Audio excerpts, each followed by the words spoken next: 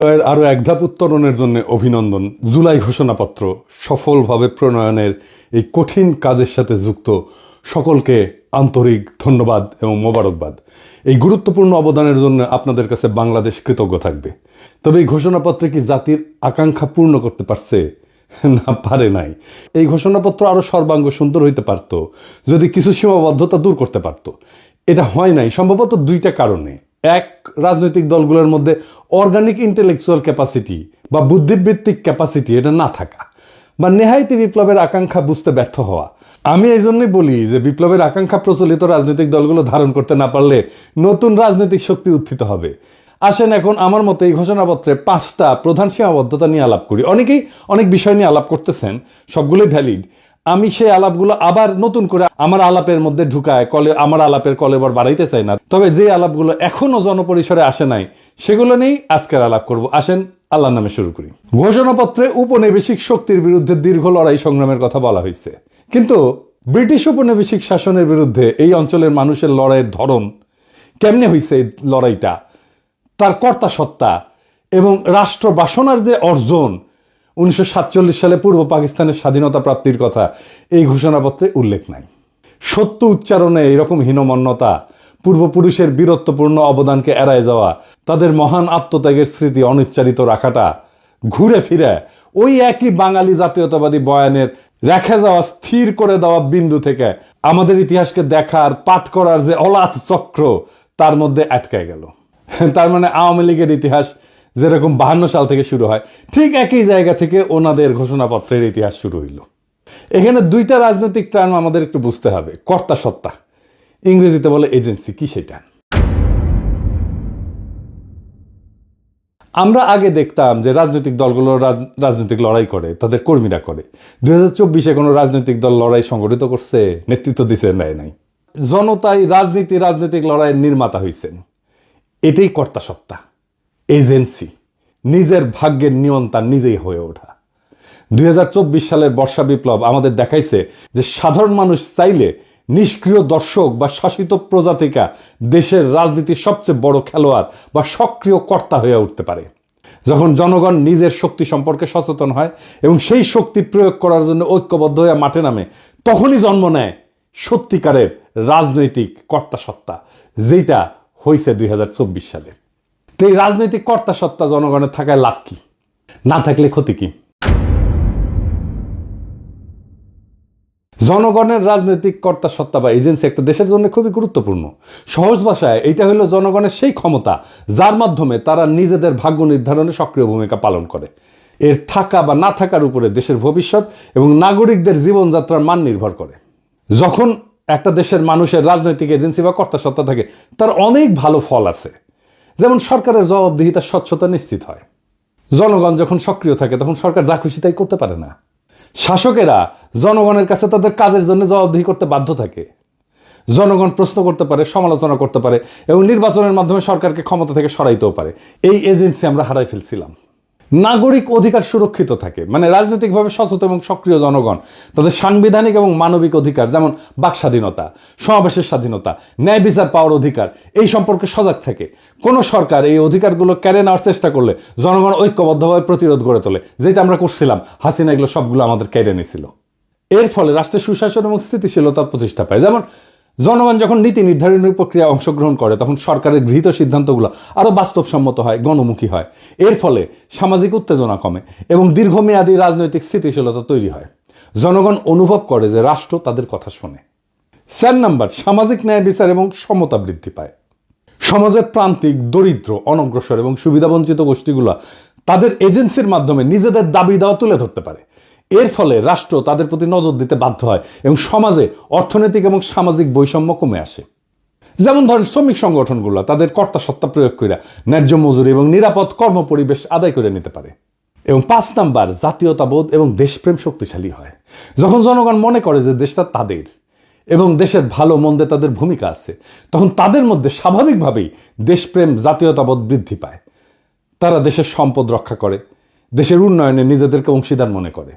আর যেই দেশে জনগণের রাজনৈতিক এজেন্সি না থাকে সেই দেশে এক অন্ধকার পরিস্থিতি তৈরি হয়। সেই দেশের স্বৈরাচারী আর নিপীড়নমূলক শাসনের জন্ম হয়, যেটা হাসিনার আমলে হয়েছে। শাসকেরা যা খুশি তাই করতে পারে। সরকার ধীরে ধীরে স্বৈরাচারী হয়ে ওঠে এবং জনগণের উপর নিপীড়ন নির্যাতন চালায়। ভিন্ন মতকে শক্তি দিয়ে দমন করা হয়। হাসিনা যা যা করছে, হাসিনার আমলে আমরা এজেন্সি হারাইছিলাম, আমাদের কর্তা সত্তা হারাইছিলাম। ব্যাপক দুর্নীতি এবং সম্পদ লুণ্ঠন হয়, কারণ সরকারের কোনো জবাবদিহিতা থাকে না। রাষ্ট্রীয় সম্পদকে ব্যক্তিগত সম্পদে পরিণত করা হয়। ক্ষমতাসীন এবং তাদের মদতপুষ্ট একটা গোষ্ঠী ব্যাপক দুর্নীতিতে জড়ায় পড়ে, দেশের সম্পদ বিদেশে পাচার হয়ে যায় এবং সাধারণ মানুষ রাষ্ট্রীয় সম্পদের সুফল থেকে বঞ্চিত হয়। একই জিনিস ঘটছে হাসিনার আমলে। এর ফলে দেশ অর্থনৈতিকভাবে পঙ্গু হয়ে যায়, ধনী গরিবের মধ্যে বৈষম্য আকাশচুম্বী হয়। এজেন্সি না থাকলে নাগরিক অধিকারের চরম লঙ্ঘন হয়। যেখানে এজেন্সি নাই সেখানে অধিকারও নাই। মানুষের কথা বলার স্বাধীনতা, সংবাদপত্রের স্বাধীনতা, এমনকি নিরাপদে বেঁচে থাকার অধিকারও কেড়ে নেওয়া হয়। আইন বিচার ব্যবস্থা ক্ষমতাসীনদের হাতিয়ারে পরিণত হয়। দেখছেন না হাসিনার আমলে যা যা হয়েছে, সব আমাদের এজেন্সি বা কর্তা সত্তা হারানোর ফল। এর ফলে জনগণ দ্বিতীয় শ্রেণীর নাগরিকে পরিণত হয়। তাদের জীবন, সম্পদ, সম্মান সব হুমকির মুখে থাকে এবং জবাবদিহিতা না থাকায় অযোগ্য ব্যক্তিদেরকে গুরুত্বপূর্ণ পদে বসায় এবং দেশের জন্য ক্ষতিকর সব সিদ্ধান্ত নেয়। যেহেতু জনগণ কথা বলতে পারে না, তাই সেই ভুল বা সিদ্ধান্তগুলোই চলতে থাকে এবং রাষ্ট্র হিসেবে দেশটা ব্যর্থ হইতে শুরু করে। এর ফলে শিক্ষা, স্বাস্থ্য, অর্থনীতির মতো সমস্ত গুরুত্বপূর্ণ কাজ ভেঙে পড়ে একে একে এবং দেশের ভবিষ্যৎ অন্ধকার হয়ে যায়। সামাজিক স্থবিরতা দেখা দেয়, হতাশা দেখা দেয়। জনগণ যখন দেখে যে দেশে ভালো মন্দ তাদের কিছুই করার নাই, কিছু যায় আসে না, তখন তাদের মধ্যে তীব্র হতাশাবোধ এবং বিচ্ছিন্নতাবোধ জন্মায়। তরুণ প্রজন্ম দেশের প্রতি আস্থা হারায় ফেলে এবং সুযোগ পেলে দেশ ছেড়ে চলে যেতে চায়। সমাজের সৃষ্টিশীলতা এবং অগ্রগতির পথ বন্ধ হয়ে যায়। তার মানে জনগণের রাজনৈতিক এজেন্সি বা কর্তা সত্তা, এটা হইতেছে একটা সুস্থ কার্যকর রাষ্ট্রের হৃৎপিণ্ড। এটা থাকলে রাষ্ট্র জনগণের শক্তিতে বলীয়ান হয়, আর না থাকলে সেই রাষ্ট্র একটা অন্তঃসার শূন্য কাঠামোতে পরিণত হয়, যে কোনো সময় যেটা ভেঙে পড়তে পারে। আমরা আমাদের এজেন্সি, আমাদের কর্তা সত্তা এই 2024 নিজের হাতে নিতে পারছি। এইটাই 2024 বিপ্লবের সবচেয়ে বড় সাফল্য। এইবার আসেন আমাদের জুলাই ঘোষণাপত্রের দ্বিতীয় সীমাবদ্ধতার। বাংলাদেশের সাম্প্রতিক ইতিহাসের গুরুত্বপূর্ণ সবগুলো ঘটনার কথা উল্লেখ আছে এখানে, খুব ভালো।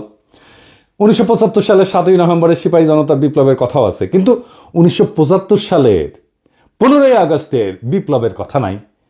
কেউ আর তারে অন করে না। এই জন্যেই আওয়ামী লীগ মর্সিয়া গাইতে পারে, বঙ্গবল্টু মরে নাই। 1975 15 আগস্ট দেশপ্রেমিক সেনাবাহিনী শেখ মুজিবের বাকশাল সরকারকে উৎখাত করে। সেই বিপ্লব জনতা অভিষিক্ত করে, পথে নামে আসা তাদেরকে অভিনন্দিত করে।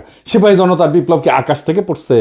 90 সামরিক স্বৈরাচারের বিরুদ্ধে গণ অভ্যুত্থানের পর 3 জোটের রূপরেখা এটা লেখা হয়েছিল, সেটা লঙ্ঘন করছে।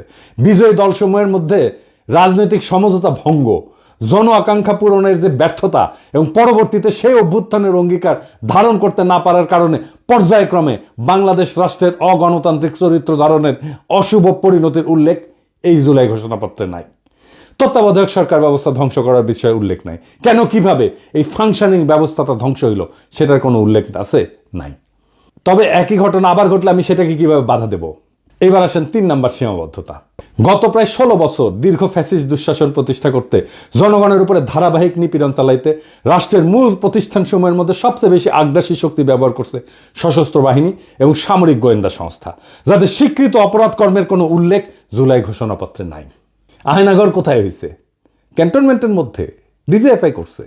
এতেও 36 জুলাই পর্যন্ত হেলিকপ্টার ব্যবহার কইরা, খুন জখম কারফিউ জারি কইরা, ইন্টারনেট বন্ধ কইরা, সেনাবাহিনী নামায় গুলি চালানোতে নেতৃত্ব প্রদানকারী খুনি জেনারেল চক্রের সকল রাষ্ট্রদ্রোহী অপরাধের ঘটনাগুলো লুকায় ফেলা হয়েছে। স্পষ্ট কইরা সেনাবাহিনীর তরুণ সৈনিক অফিসারদের অংশগ্রহণের সংগ্রামী বৈশিষ্ট্যের কথা না বইলা সাধারণভাবে জনসাধারণের পক্ষে সেনাবাহিনীর অবস্থান গ্রহণের কথা উল্লেখ করা হয়েছে। সত্য কথা, ইনসাফের কথা, ন্যায়ের কথা এবং সঠিক কথাটা হইতেছে যে মার্চ টু ঢাকা কর্মসূচির দিন 36 জুলাই বা 5ই আগস্ট বিপুল গণস্রোত এবং প্রধানত সৈনিকদের চাপের মুখে শীর্ষ সামরিক নেতৃবৃন্দ চূড়ান্ত এবং শেষ পর্বে গণ অভ্যুত্থানে বাধা না দিয়া 5 তারিখে আরো প্রাণহানি এবং রক্তক্ষয় এবং জাতীয় বিপর্যয় এড়াইতে সহায়তা করছে। 4 নাম্বার সীমাবদ্ধতা। হাসিনার ফ্যাসিবাদী শাসন প্রতিষ্ঠার পেছনে ব্যবহৃত সবচেয়ে দুর্বিষহ অস্ত্র সাংস্কৃতিক যুদ্ধের নাম ছিল ইসলামোফোবিয়া। দেশের ধর্মপ্রাণ সংখ্যাগরিষ্ঠ মানুষ, আলেম ওলামা, মাদ্রাসা ছাত্রদের বিরুদ্ধে লাগাতার এই অস্ত্র ব্যবহার করে হাসিনা যুদ্ধ চালায় গেছে। 2013 সালের 5ই মে শাপলা চত্বরে রাতের অন্ধকারে লাইট লিভার